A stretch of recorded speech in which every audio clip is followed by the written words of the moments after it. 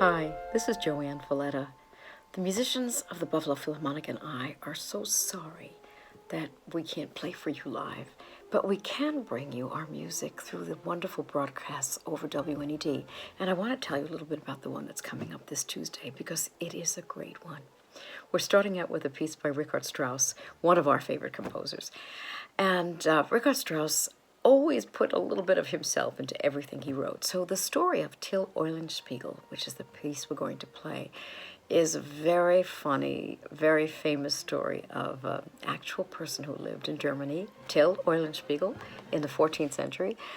He was a peasant, and he loved nothing better than to make trouble, especially for the wealthy, the aristocracy, the church, and even the middle class who looked down on the peasants. Strauss loved him, and he treats him so affectionately in a piece that's a dazzling tour de force for our orchestra. Solos everywhere, virtuoso playing, unbelievable music that is not only difficult but funny and glistening and romantic and just wild. From the very opening, where after a short introduction we hear Till's theme song played by Jacek Music on the horn, an iconic horn solo, to the very end when the law catches up with Till and his misdeeds, and we hear his squeals of horror played by Patty DeLutis on the E-flat clarinet. The piece is just amazing. It's Strauss's masterpiece, and you won't want to miss your Buffalo Philharmonic playing at their best in this virtuoso piece. So come in and join us and listen to Till Eulenspiegel. The centerpiece of the concert is something very different, not German. This is Frédéric Chopin, the great Polish composer, the person who revolutionized music for the piano, creating a completely different style, a romantic style of fantasy, of beautiful melody, of filigree, of delicacy, of subtlety and nuance. Really changed the voice of the piano forever. We're playing his second concerto, although it's not really true. It's his first concerto. It's called number 2 because it was published later than the other one. He was 19 when he wrote this, and changing the world by this kind of music that came from his poetic heart. Chopin was living in Warsaw at the time. 2 years later, he moved to France in an effort to build his career in Europe by living in France. But didn't have too long a time there because he died at the age of 39 of tuberculosis.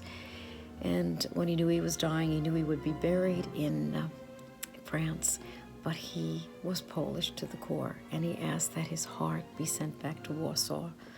And there it resides today in the Holy Cross Church as a symbol from Chopin to the people of Poland of his love. His music is beautiful. It's tinged with melancholy, as you'll hear a little bit of that very special Polish spirit of Zal, which even in the happiest moments has a little bit of sorrow. We have a great Polish pianist playing this, Konrad Skolarski, and it will be a great moment to hear your Buffalo Philharmonic and Konrad together playing one of the greatest Polish pieces ever written.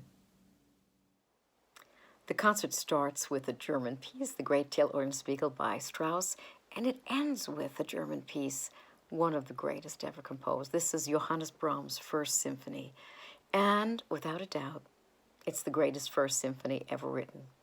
That's because it took Brahms 20 years to write it. He didn't finish it until he was 43, and he struggled for those 20 years writing his First Symphony. That was a very important thing to do as a composer, because, as he said, he always heard the footsteps of the giant that had come before him, Ludwig van Beethoven, who, of course, wrote the greatest 9 symphonies of all time. Brahms was very aware of that, and he admired Beethoven. Beethoven was his hero. When he finally wrote his First Symphony, he was delighted that many people said this could be Beethoven's 10th. It's a piece that is one of the truly magnificent pieces in our repertoire. It's a piece that makes us glad that we're musicians when we play a Brahms symphony, and this one is so special.